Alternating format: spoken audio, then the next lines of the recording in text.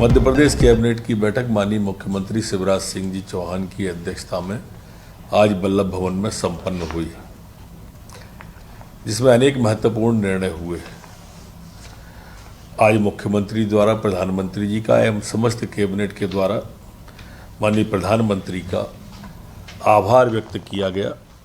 जिस तरह से हमारे प्रदेश के यूक्रेन में जो बच्चे हैं उनको लाने के लिए C-17 से लेके बाकी सुविधाएं मुहैया करा करके उन्होंने हमारे पढ़ने वाले बच्चे जो अभी तक इस समय तक 225 बच्चे सभी अपने घर पर सुरक्षित पहुंच चुके हैं। 452 परिवारों का संपर्क हुआ है और सभी से हमारे अधिकारीगण, हमारे कर्मचारीगण सीधे संपर्क कर रहे हैं। मध्य प्रदेश भवन दिल्ली में रुकने की व्यवस्था, खाने की व्यवस्था सभी की गई है। घर पहुंचाने तक की व्यवस्था सभी सरकार के द्वारा की जा रही है। 4 मंत्री हमारे पड़ोसी देशों में हैं, उसके लिए बहुत प्रधानमंत्री जी को पूरी मंत्रिपरिषद के द्वारा आभार व्यक्त किया है।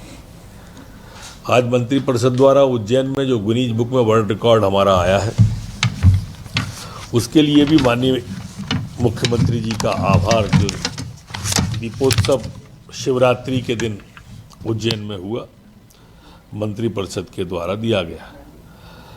मंत्रिपरिषद की अन्य निर्णय में आज जन सहभागिता जो वनों के अंदर हमारी वन समितियों की होती है, प्रधानमंत्री जी के समक्ष जो हमारे जनजाति भाइयों के लिए घोषणाएं की गई थी, उसमें मेन घोषणा थी जो लाभांश की राशि थी। विभाग का प्रस्ताव तो 10% का था, लेकिन मुख्यमंत्री जी द्वारा इसे बढ़ाकर 20%, मतलब सारा का सारा भाग जिसका हक है उसे सौंपने में कैसी आनाकानी है, ये भाव लेके हमारे जनजाति भाइयों को पूरा का पूरा जो संचित निधि का पैसा था वो वन समितियों को देने का कहा है। वन समितियों का गठन भी अब ग्राम सभा करेगी। विभाग का हस्तक्षेप नहीं होगा, उनको बनाने और हटाने दोनों का अधिकार अब ग्राम सभाओं को ही दे दिया है, वही वन समितियों का गठन करेंगी। अभी तक ये आरोप लगता था कि अप्रत्यक्ष रूप से वन विभाग का है, उसमें अब जनजाति विभाग के पूरा का पूरा उन्हीं को अधिकार दे दिया है। मंत्रिपरिषद द्वारा अन्य निर्णयों के अंदर आज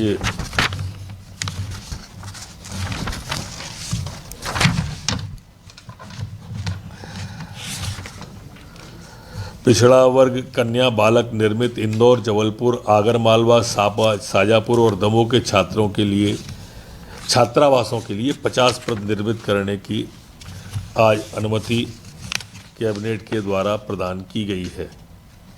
एक बहुत महत्वपूर्ण निर्णय में प्रदेश में नवकरणीय ऊर्जा और नवीन ऊर्जा के लिए ओंकारेश्वर फ्लोटिंग सौर पार्क 600 मेगावाट और छतरपुर में सौर ऊर्जा पार्क 950 मेगावाट, बहुत बड़ा है छतरपुर में, की अनुमति भी आज कैबिनेट के द्वारा नवकरणीय ऊर्जा विभाग को प्रदान की गई है।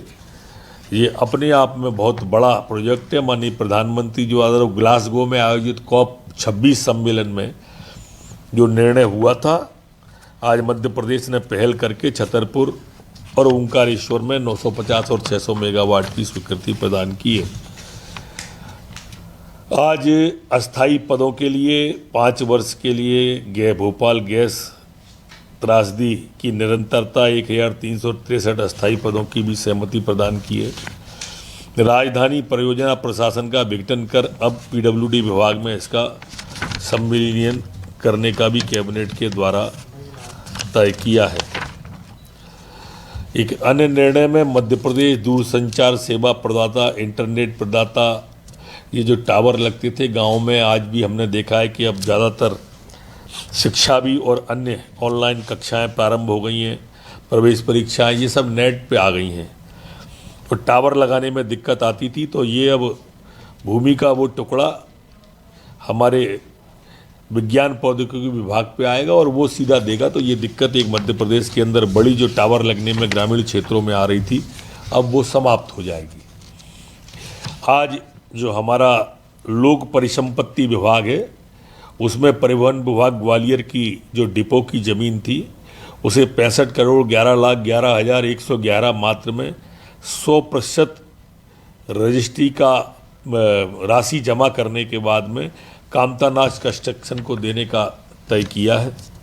इसी तरह का एक और प्रकरण लोक परिसंपत्ति प्रबंधन विभाग के द्वारा तराना उज्जैन में, जो कि 17,76,30,000 में तराना डेवलपर्स को देने का तय किया है। इसी तरह के लोक परिसंपत्ति विभाग का ही है रतलाम में, इसमें भी 2,32,00,000 रुपए का 100% राशि जमा कराकर सदगुरु इंटरप्राइजेज को देने का कैबिनेट के द्वारा सहमति प्रदान की।